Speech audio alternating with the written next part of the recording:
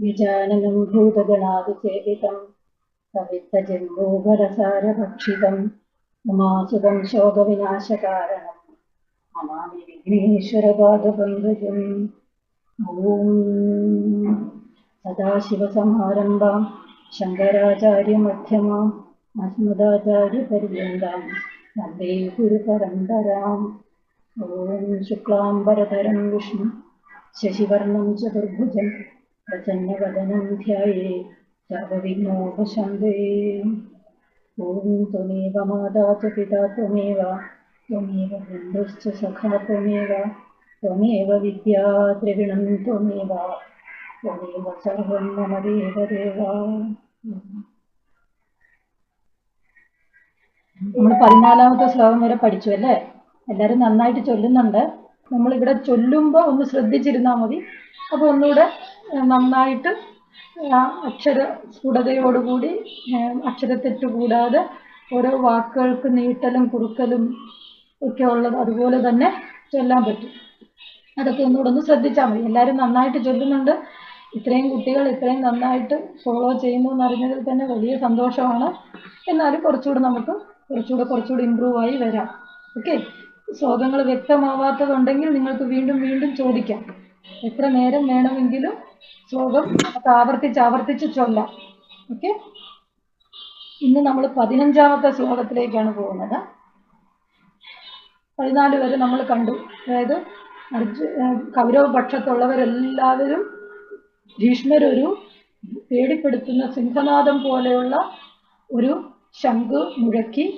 തുടർന്ന് കൗരവരെല്ലാം അവരവരുടെ കയ്യിലിരുന്ന ശംഖുകളും വിവിധ തരം വാദ്യോപകരണങ്ങളും എല്ലാം മുഴക്കിക്കൊണ്ട് ആകെപ്പാടെ അന്തരീക്ഷമാകെ ഒരു കോലാഹലം പോലെ ശബ്ദം കൊണ്ട് മുഖരിതമായി തീർന്നു. എല്ലാ ദിക്കിലും ഇങ്ങനെ ആ ശബ്ദങ്ങളെല്ലാം തിങ്ങി നിറഞ്ഞു നിൽക്കുന്നതായിട്ട് തീർന്നു.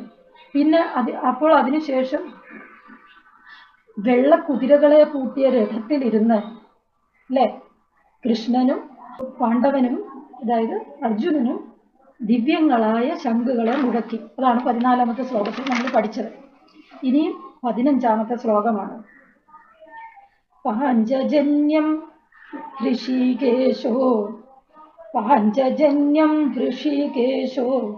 ദേവദത്തം ധനഞ്ജയഃ. പാഞ്ചജന്യം ഹൃഷീകേശോ ദേവദത്തം ധനഞ്ജയഃ. പൗണ്ഡ്രം ദദ്മൗ മഹാശങ്കം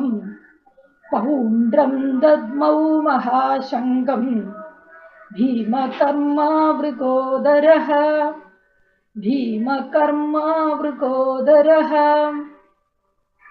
പാഞ്ചജന്യം ഹൃഷീകേശോ ദേവദത്തം ധനഞ്ജയഃ. പൗണ്ഡ്രം ദദ്മൗ മഹാശങ്കം ഭീമകർമാവൃകോദരഃ. പാഞ്ചജന്യം, കൃഷ്ണന്റെ ശംഖിന്റെ പേരാണ് പാഞ്ചജന്യം. പാഞ്ചജന്യം എന്ന ശംഖ്. ഹൃഷികേശൻ ആരാണ്? കൃഷ്ണൻ, ഇന്ദ്രിയങ്ങളുടെ എല്ലാം ഈശൻ, ഇന്ദ്രിയങ്ങളുടെ ഈശൻ. അവിടെ ആ വാക്ക് കൃഷ്ണൻ എന്ന് യൂസ് ചെയ്യാതെ ഹൃഷികേശൻ എന്ന് യൂസ് ചെയ്തതൊക്കെ നിങ്ങൾ ശ്രദ്ധിക്കണം. ഇന്ദ്രിയങ്ങളുടെ ഈശ്വരനായ കൃഷ്ണൻ, ഹൃഷികേശൻ എന്നുള്ളതിന്റെ മീനിങ് ആണ്. ദേവദത്തം എന്ന ശംഖ്, ദേവദത്തം എന്ന് പറയുന്ന ശംഖ് അർജുനന്റെയാണ്. ധനഞ്ജയനാണ്. ധനഞ്ജയൻ ഏത്? ദേവദത്തം എന്ന ശംഖ് ധനഞ്ജയഃ. പൗണ്ഡ്രം എന്ന ശംഖ്, പൗണ്ഡ്രം എന്ന് പറയുന്ന ശംഖ്. ദദ്മൗ എന്ന് പറഞ്ഞാൽ മുഴക്കി. ദദ്മൗ മഹാശംഖം, പൗണ്ഡ്രം എന്ന് പറയുന്ന മഹാശംഖം, വലിയ ശംഖാണ്. ഭീമമായ കർമ്മങ്ങൾ ചെയ്യുന്ന, ഭയങ്കരമായ കർമ്മങ്ങൾ ചെയ്യുന്ന വൃകോദരഃ, ഭീമസേനൻ, ഭയങ്കരമായ കർമ്മങ്ങൾ ചെയ്യുന്ന ഭീമസേനന്റെ പൗണ്ഡ്രം എന്ന ശംഖ് അതിനുശേഷം മുഴക്കി. ആദ്യം നോക്കിയേ, ശ്രീകൃഷ്ണൻ പാഞ്ചജന്യം എന്ന ശംഖ് മുഴക്കി. പിന്നെ അർജുനന്റെ ശംഖായ ദേവദത്തം എന്ന ശംഖ് മുഴക്കി. പിന്നെ ഭയങ്കരമായ പ്രവർത്തികൾ ചെയ്യുന്ന ഭീമൻ പൗണ്ഡ്രം എന്ന മഹാശംഖും മുഴക്കി. അതാണ് ഈ ശ്ലോകത്തിന്റെ അർത്ഥം. പാഞ്ചജന്യം മുഴക്കിയത് ഋഷികേശനാണ്. ആദ്യം പാണ്ഡവരുടെ സൈന്യത്തിൽ പാണ്ഡവരുടെ പക്ഷത്തു നിന്ന് ആദ്യമായിട്ട് ശംഖ് മുഴക്കുന്നത് കൃഷ്ണനാണ്, ഭഗവാനാണ്. ഭഗവാന്റെ ശംഖ്, ഭഗവാനെ എങ്ങനെയാണ് ഇവിടെ വിശേഷിപ്പിച്ചിരിക്കുന്നത്? ഋഷികേശൻ. ഇന്ദ്രിയങ്ങളുടെ മുഴുവനും ഈശനാണ്, ഈശ്വരനാണ്. ഇന്ദ്രിയങ്ങളാണ് എവിടെ ഏതൊക്കെയാണ്? നമുക്കറിയാം, നമ്മളിലുള്ളതാണ് ഇന്ദ്രിയങ്ങൾ അല്ലേ? സെൻസ് ഓർഗൻസ്, നമ്മുടെ ഇന്ദ്രിയങ്ങൾ ഏതൊക്കെയാണ്? നമുക്കറിയാം, 5 പഞ്ചേന്ദ്രിയങ്ങൾ. 5 ജ്ഞാനേന്ദ്രിയങ്ങളും 5 കർമ്മേന്ദ്രിയങ്ങളും. നമ്മൾ അറിയുന്നതെല്ലാം ഇന്ദ്രിയങ്ങളിലൂടെയാണ്. കണ്ണുകൊണ്ട് കണ്ടും, ചെവി കൊണ്ട് കേട്ടും, നാക്കുകൊണ്ട് രുചിച്ചും, മൂക്കുകൊണ്ട് മണത്തും, ത്വക്കുകൊണ്ട് സ്പർശിച്ചും. അങ്ങനെ 5 ഇന്ദ്രിയങ്ങളാണ് നമുക്കുള്ളത്. ആ 5 ഇന്ദ്രിയങ്ങളെയും പുറത്തേക്കാക്കിയാണ് ഭഗവാൻ സൃഷ്ടിച്ചിരിക്കുന്നത്. എന്തിനാണ്? നമ്മുടെ പുറമേയുള്ള കാര്യങ്ങൾ നമുക്കറിയാം. നമ്മളിൽ നിന്ന് അന്യമായ കാര്യങ്ങളൊക്കെ നമുക്ക് ഗ്രഹിക്കാനുള്ളതാണ് നമ്മുടെ ഇന്ദ്രിയങ്ങൾ, നമ്മുടെ സെൻസ് ഓർഗൻസ് അല്ലേ? ആ കണ്ണും മൂക്കും നാക്കും ത്വക്കും ചെവിയും എല്ലാം നമ്മളെ പുറത്തുള്ള കാര്യങ്ങൾ നമ്മളെ അറിയിക്കാനുള്ള കാര്യങ്ങളാണ് സെൻസ് ഓർഗൻസ് എന്ന് പറയുന്നത് അല്ലേ? അതിനെയെല്ലാം പുറത്തേക്കാക്കിയ നമ്മളുടെ സൃഷ്ടി. കാരണം നമുക്ക് പുറത്തുള്ളതിനെയൊക്കെ അറിയാനാണ് നമ്മുടെ സെൻസ് ഓർഗൻസ്. ആ ഇന്ദ്രിയങ്ങളുടെ എല്ലാം അത് ജ്ഞാനേന്ദ്രിയങ്ങൾ. നമ്മൾ ഇതിലൂടെ എല്ലാം അറിവ് നേടുന്നു, ഇതിലൂടെയൊക്കെയാണ് നമ്മൾ അറിയുന്നത്. അങ്ങനെയുള്ള ജ്ഞാനേന്ദ്രിയങ്ങളുടെ എല്ലാം ഇന്ദ്രിയങ്ങളുടെ എല്ലാം ഈശ്വനാണ് ഭഗവാൻ. നമ്മുടെ ഉള്ളിലുള്ള ആ ബോധസ്വരൂപനെ തന്നെയാണ് ഈ ഋഷികേശനായിട്ട്, കൃഷ്ണനായിട്ട് പറഞ്ഞിരിക്കുന്നത്. ആ നമ്മുടെ ഇന്ദ്രിയങ്ങളുടെ എല്ലാം നാഥനായിട്ടുള്ള ഭഗവാൻ മുഴക്കുന്ന ശംഖമാണ് പാഞ്ചജന്യം. നമ്മൾ പറഞ്ഞു, നമ്മളിപ്പോ എവിടെ നിൽക്കുന്നത്? നമ്മുടെ കർമ്മമണ്ഡലത്തിലാണ് നമ്മൾ നിൽക്കുന്നത്. നമ്മൾ ഭൂമിയിൽ വന്ന് ജനിച്ചു അല്ലേ? നമ്മുടെ കർമ്മമണ്ഡലത്തിൽ നിൽക്കുകയാണ്. നമ്മൾ കർമ്മങ്ങൾ ചെയ്യണം. അപ്പൊ പുറത്തുള്ളതിനെ എല്ലാം നമ്മൾ അറിയണം. അതിനുള്ള ഇന്ദ്രിയങ്ങൾ നമുക്ക് ഭഗവാൻ തന്നിട്ടുണ്ട്. അതിലൂടെ നമ്മൾ പുറത്തുള്ളതിനെ എല്ലാം, നമുക്ക് ബാഹ്യമായിട്ടുള്ളതിനെ എല്ലാം അറിയുന്നു. അതിനെയെല്ലാം അറിയുന്നതിനെയെല്ലാം അപഗ്രഥിച്ച് നമ്മുടെ ഉള്ളിൽ തന്നെയുള്ള ബോധമാണ് ആ ഭഗവാൻ കൃഷ്ണൻ. അവിടെ നിന്ന് മുഴങ്ങുന്ന ശംഖമാണ് പാഞ്ചജന്യം. അങ്ങനെ പാഞ്ചജന്യം മുഴക്കി. ഭഗവാനാണ് ആദ്യം മുഴക്കുന്നത്, പാഞ്ചജന്യമാണ് മുഴങ്ങിയത്. പിന്നീട് ദേവദത്തം, ധനഞ്ജയ. അർജുനന്റെ ശംഖിന്റെ പേരാണ് ദേവദത്തം. ഇതൊക്കെ ഓരോരുത്തരുടെ ശംഖിന്റെ പേരുകളും നിങ്ങൾക്ക് ഇവിടെ നിന്ന് പഠിക്കാം. അപ്പൊ ദേവദത്തം എന്ന ശംഖിനെ ആര് മുഴക്കി? അർജുനൻ മുഴക്കി. എവിടെയാണ് ഇവര് നിൽക്കുന്നത്? ഇവര് രണ്ടുപേരും നിൽക്കുന്നത് മാധവനും പാണ്ഡവനും. കഴിഞ്ഞ ശ്ലോകത്തിൽ നമ്മൾ പറഞ്ഞു, മാധവനും പാണ്ഡവനും നിൽക്കുന്നത് വെള്ള കുതിരകളെ പൂട്ടിയ ഒരു രഥത്തിലാണ്. അത് നമ്മുടെ ശരീരം തന്നെയാണ്. ഈ ഇന്ദ്രിയങ്ങളാകുന്ന കുതിരകൾ, നമ്മുടെ ഈ സെൻസ് ഓർഗൻസ് ആണ് കുതിരകളായിട്ട് പറയുന്നത്. ഈ കുതിരകളെ പൂട്ടിയ ഈ രഥത്തിൽ, നമ്മുടെ ശരീരമാകുന്ന ഈ രഥത്തിലാണ് ആ മാധവനും പാണ്ഡവനും. കർമ്മം ചെയ്യേണ്ടതായ നമ്മുടെ ജീവാത്മാവും നമ്മുടെ ഉള്ളിലുള്ള ബോധമാകുന്ന ഈശ്വരനും പരമാത്മാവും ഈ ശരീരത്തിൽ തന്നെ നിൽക്കുകയാണ്, നമ്മളിൽ തന്നെ ഉണ്ട് അല്ലേ? അവര് ഓരോരുത്തരും ആ ശംഖുകളെ മുഴക്കുകയാണ്. ഈ ഇന്ദ്രിയങ്ങളുടെ നാഥനായ കൃഷ്ണൻ പാഞ്ചജന്യം എന്ന ശംഖിനെ മുഴക്കി. തുടർന്ന് ധനഞ്ജയൻ എന്ന് പറയുന്ന എല്ലാത്തിനെയും ജയിക്കുന്നവൻ ധനഞ്ജയൻ. ആ ധനഞ്ജയനായ അർജുനൻ, വിജയൻ എന്ന് വേറൊരു പേരുണ്ട്. അർജുനൻ ദേവദത്തം എന്ന ശംഖു മുഴക്കി. പിന്നെ പറഞ്ഞിരിക്കുന്ന ഭീമനെ കുറിച്ച് വർണ്ണിച്ചിട്ടാ പറയുന്നത്. ഭീമമായ കർമ്മങ്ങൾ ചെയ്യുന്ന ഭൃഗോദരൻ ഭീമൻ. ഭീമമായ കർമ്മങ്ങൾ ചെയ്യുന്നവൻ. നമ്മളൊക്കെ ഭീമമായ കർമ്മങ്ങൾ ചെയ്യാൻ വേണ്ടിയാണ് ഈ ലോകത്തിലേക്ക് വന്ന് ജനിച്ചിരിക്കുന്നത് അല്ലേ? നമുക്കറിയാം, ഈ നിങ്ങളുടെ ഇത് നോക്കിയാൽ പോലും പഠിച്ചുകൊണ്ടിരിക്കുന്ന കുഞ്ഞുങ്ങള്, നമ്മൾ ആ പഠിച്ച് ഒരു ലക്ഷ്യത്തിലേക്ക്, നമ്മുടെ ജീവിത ലക്ഷ്യത്തിലേക്ക് എത്തിച്ചേരാൻ നമ്മൾ എന്തെല്ലാം കർമ്മങ്ങൾ ചെയ്യണം. നമുക്ക് ഇഷ്ടമല്ലെങ്കിൽ പോലും, ഇഷ്ടമില്ലാത്തത് പോലും പഠിക്കണം അല്ലേ? പഠിച്ച് നമ്മൾ എത്ര ദിവസങ്ങൾ ഉറക്കമുളയ്ക്കണം. എല്ലാവരും ഉറങ്ങുമ്പോൾ നമുക്ക് ഉറങ്ങാൻ പറ്റുന്നില്ല. നമുക്ക് എന്തെല്ലാം കാര്യങ്ങൾ ചെയ്തു തീർക്കണം. അങ്ങനെ ഭീമമായ കർമ്മങ്ങളൊക്കെ ചെയ്യാൻ വേണ്ടി നിയുക്തരായിട്ടാണ് നമ്മൾ ഈ ഭൂമിയിലേക്ക് വന്നിരിക്കുന്നത്. ആ ഭൂമിയിലേക്ക് വരുമ്പോഴുണ്ടാകുന്ന ആദ്യത്തെ ഒരു ഒരു ഒരു കരച്ചിലുണ്ടല്ലോ, നമ്മൾ ഭൂമിയിലേക്ക് ജനിച്ച് വീഴുമ്പോഴുള്ള ആദ്യത്തെ ഒരു കരച്ചില്, അതിനെ പാഞ്ചജന്യമായിട്ട് വിശേഷിപ്പിക്കുന്ന മുനികളുണ്ട്. അതിനെയൊക്കെ അത് നമ്മളെല്ലാം കൃഷ്ണനാണ്. ജനിച്ച് വീഴുമ്പോൾ ആ മുഴക്കുന്ന ആ ധ്വനി പാഞ്ചജന്യമാണ് നമ്മുടെ ഉള്ളിൽ. അതാണ് നമ്മൾക്ക് എല്ലാ ശ്വാസത്തെ എല്ലാം നേരെയാക്കുന്ന ആ ഒരു കരച്ചിൽ. അതിനെ പാഞ്ചജന്യമായിട്ട് വിശേഷിപ്പിക്കുന്നവരുണ്ട്. അങ്ങനെ ഇവിടെ പൗണ്ഡ്രം എന്ന ഭീമന്റെ ശംഖം, ഭീമൻ ആരാണ്? മഹത്തായ ഭീമമായ കർമ്മങ്ങളൊക്കെ ചെയ്യുന്ന ആ ഭീമൻ പൗണ്ഡ്രം എന്ന ശംഖിനെ മുഴക്കി. നമ്മളുമൊക്കെ ഇതെല്ലാം നമ്മളിൽ സംഭവിക്കേണ്ടതാണ്. നമ്മൾ ഈ കർമ്മങ്ങളെല്ലാം ചെയ്യാൻ നിയുക്തരായി വന്നിരിക്കുന്നവരാണ്. നമ്മൾ അവിടെ ധനഞ്ജയരായിട്ട് ആദ്യം ആ ഉള്ളിൽ നിന്നുള്ള ബോധത്തിൽ നിന്നുള്ള ആ ഒരു ശംഖധ്വനി നമ്മൾ കേൾക്കണം. പിന്നെ ദേവദത്തമായ നമുക്ക് ഈ ഇന്ദ്രിയങ്ങളിൽ നിന്നെല്ലാം പ്രചോദനം ഉൾക്കൊണ്ട് ഇന്ദ്രിയങ്ങളുടെ നാഥനായ ആ ഉള്ളിലുള്ള ബോധസ്വരൂപൻ മുഴക്കുന്ന ശംഖ് നമ്മൾ കേൾക്കണം. അത് നമ്മൾ പ്രേരണയുണ്ട്. നമ്മൾ പഠിക്കാനിരിക്കുമ്പം നമുക്ക് പല ഇതിലേക്ക് പോകാം. നമുക്ക് നമ്മുടെ ലക്ഷ്യത്തിലേക്ക് പോകണമെങ്കിൽ ഉള്ളിൽ നിന്ന് നിന്റെ ലക്ഷ്യം അതാണ് എന്ന് പറഞ്ഞു തരുന്ന ഒരു ഉത്ബോധമുണ്ടല്ലോ. ആ ബോധം നമ്മളെ ഇങ്ങനെ പ്രചോദിപ്പിക്കുന്ന, വേറെ ആരും നമുക്ക് എക്സ്റ്റേണൽ ആയിട്ടുള്ള ഒരു ഇൻസ്പിറേഷൻ ഇല്ലെങ്കിൽ പോലും നമ്മുടെ ഉള്ളിൽ നിന്ന് നമ്മൾ സെൽഫ് മോട്ടിവേഷൻ ഉയർത്തിയെടുക്കേണ്ട ആ ഒരു എനിക്കൊരു ലക്ഷ്യമുണ്ട്, ഞാൻ എത്തേണ്ടത് അവിടെയാണ്. അങ്ങനെ ആ സെൽഫ് മോട്ടിവേഷൻ ഉള്ളവരൊക്കെയാണ് വലിയ വലിയ മഹാത്മാക്കളായി തീർന്നിട്ടുള്ളത്. എനിക്ക് കഴിയും, അതിന് എനിക്ക് ചെയ്യാൻ കഴിയും. ആ ഉള്ളിൽ നിന്നും ആ ബോധം നമുക്ക് തരുന്ന ഒരു ഇൻസ്പിറേഷൻ ഉണ്ട്, ആ ഒരു ശംഖനാദം. അത് നമ്മൾ കേൾക്കണം. അതിനുശേഷം നമുക്ക് ഈ ദേവദത്തമായ നമുക്ക് ഈ ഇന്ദ്രിയങ്ങളിൽ നിന്നെല്ലാം കിട്ടുന്ന അറിവിൽ നിന്നൊക്കെ കിട്ടുന്ന ഒരു ഒരു ഒരു ശബ്ദമുണ്ട്, നമുക്ക് ചെയ്യാൻ കഴിയും, എനിക്ക് ചെയ്യാൻ കഴിയും. ഇതൊന്നും എന്നാൽ അസാധ്യമല്ല. അതാണ് ദേവദത്തമായ ആ ധനഞ്ജയന്റെ ശംഖ്. പിന്നെ ഓരോ കർമ്മങ്ങൾ ചെയ്യുമ്പോഴും എല്ലാം ഭയാനകമായ കർമ്മങ്ങളാണ്. ഈ മഹാഭയാനകമായ ഇല്ലെങ്കിൽ ഭയങ്കരമായ കർമ്മങ്ങളൊക്കെ ചെയ്യാൻ നിയുക്തനായിട്ടാണ് ഞാൻ ഈ ഭൂമിയിലേക്ക് വന്നിരിക്കുന്നത്. എൻ്റെ കർമ്മങ്ങളെല്ലാം ഞാൻ അനുഷ്ഠിച്ചേ പറ്റൂ.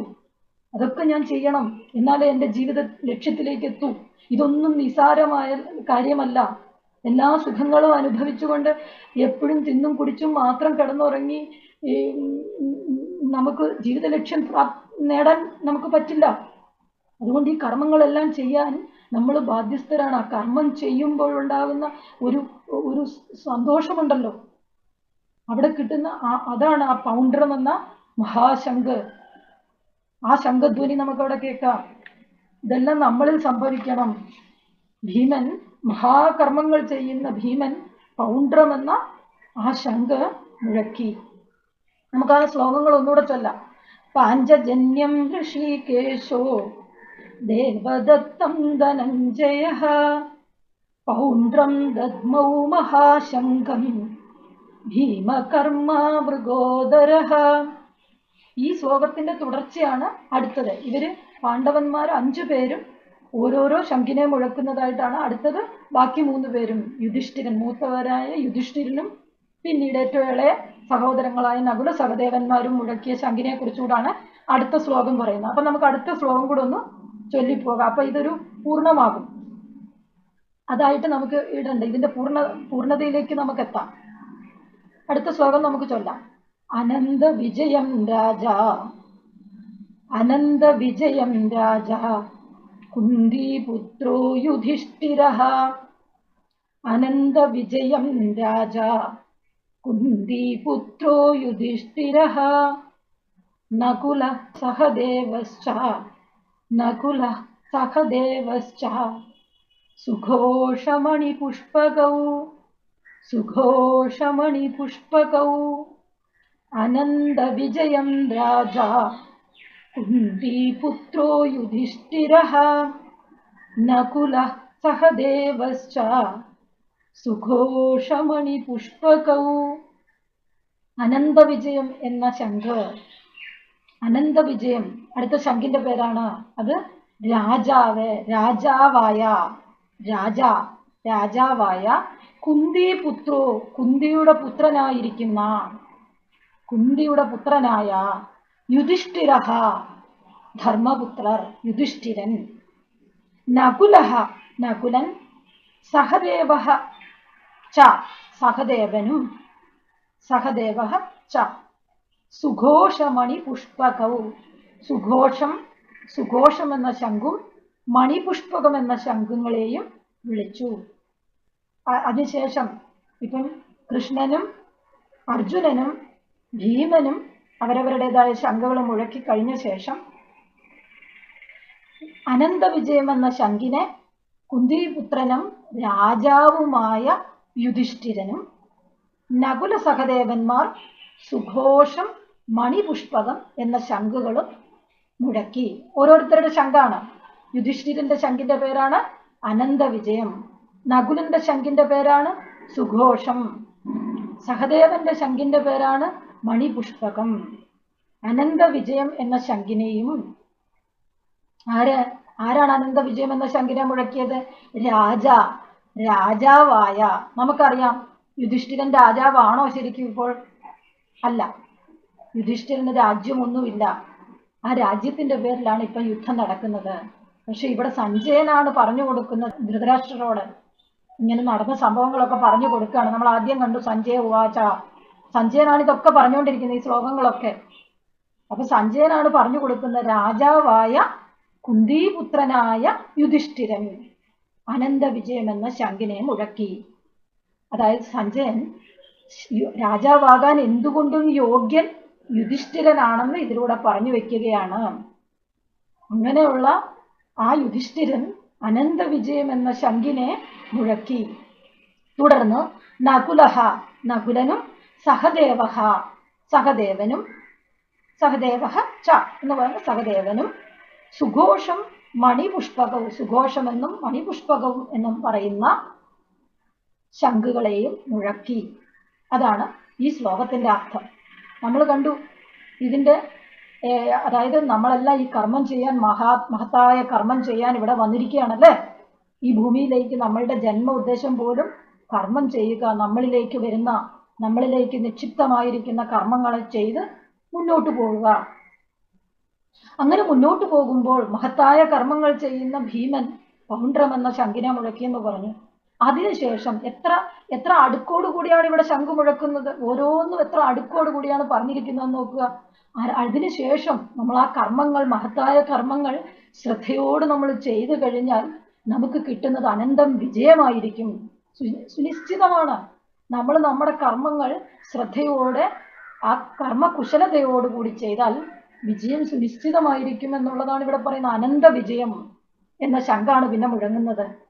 അത് യുധിഷ്ഠിരൻ അനന്ത വിജയം എന്ന ശംഖിനെ മുഴക്കി എന്ന് പറയുമ്പോൾ നമ്മൾ സംഭവിക്കുന്നത് ഇതൊക്കെയാണ്. നമ്മൾ ഇത്രയും കർമ്മം ചെയ്തില്ലേ, നമുക്കിനി എന്തായിരിക്കും ഫലം കിട്ടുന്നത്, ജയിക്കുവോ തോൽക്കുവോ, നമ്മൾ ഇത്രയും നാൾ കഷ്ടപ്പെട്ട് പഠിച്ചല്ലോ എന്നൊന്നും ഓർത്ത് ടെൻഷൻ അടിക്കേണ്ട കാര്യമില്ലെന്നാണ് ഇവിടെ പറയുന്നത്. അനന്തരം വിജയമായിരിക്കും, വിജയത്തിന്റെ ശംഖായിരിക്കും മുഴക്കുന്നത്. അനന്ത വിജയം. പിന്നെ വരുന്നതോ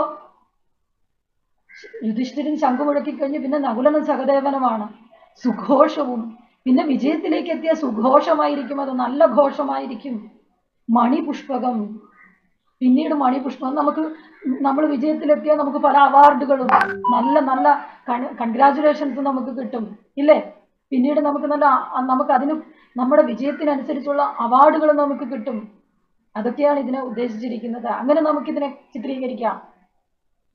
നമുക്ക് നമ്മുടെ നമ്മളിലാണ് ഇത് സംഭവിക്കുന്നത്. ഗീത ഇതൊക്കെ ഇത് ഓരോന്നും മുഴങ്ങുന്നു എന്ന് പറയുന്നത് ഒരു വിജയത്തിലേക്ക് നമുക്ക് എത്താൻ പറ്റും നമ്മുടെ കർമ്മത്തിലൂടെ എന്ന് കാണിച്ചു തരികയാണ്.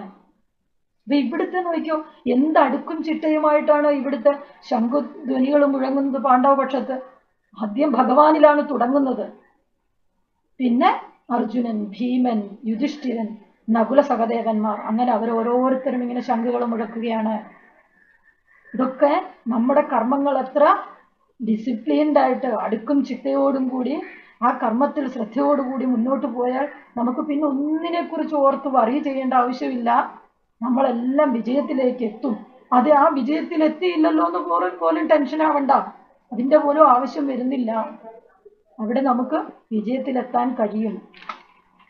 നമ്മുടെ കർമ്മങ്ങൾ ശുദ്ധവും കുശലതയോടും കൂടി നമ്മൾ ചെയ്യണം എന്നുള്ളത് മാത്രമാണ് ഇതിന്റെ അർത്ഥം. അപ്പൊ നമുക്ക് ഒന്നുകൂടെ ശ്ലോകങ്ങൾ ചിന്തിച്ചു പോകാം. പാഞ്ചജന്യം ഋഷികേശോ ദേവദത്തം ധനഞ്ജയഃ. പാഞ്ചജന്യം ഋഷികേശോ ദേവദത്തം ധനഞ്ജയഃ. പൗണ്ഡ്രം ദദ്മൗ മഹാശങ്കം ഭീമകർമാ വൃകോദരഃ. പൗണ്ഡ്രം ദദ്മൗ മഹാശങ്കം ഭീമകർമാ വൃകോദരഃ.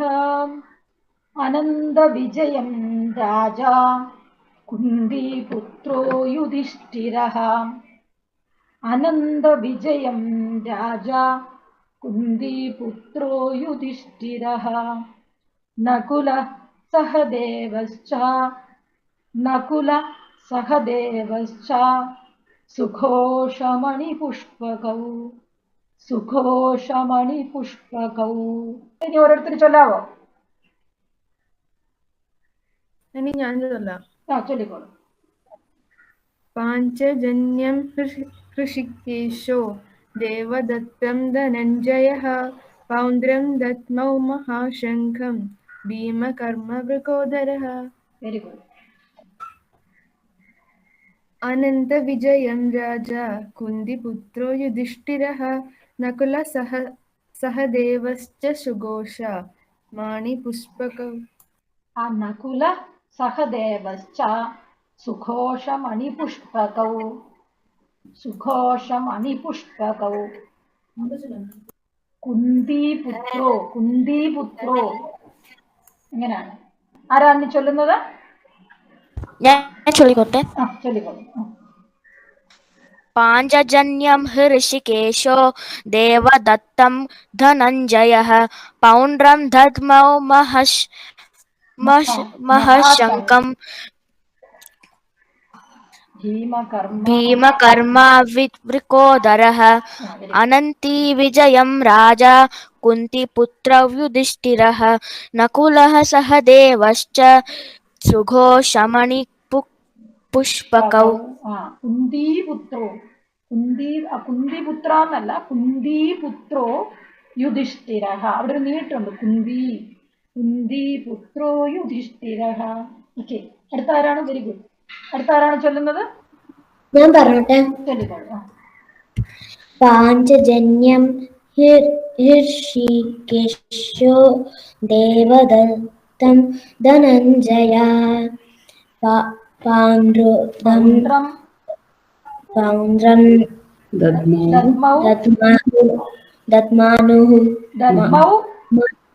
ദദ്മൗ മഹാശങ്കം ഭീമകർമാ വൃകോദരഃ. ഇനി അടുത്തത് ഞാൻ ചൊല്ലാം. ചൊല്ലാം.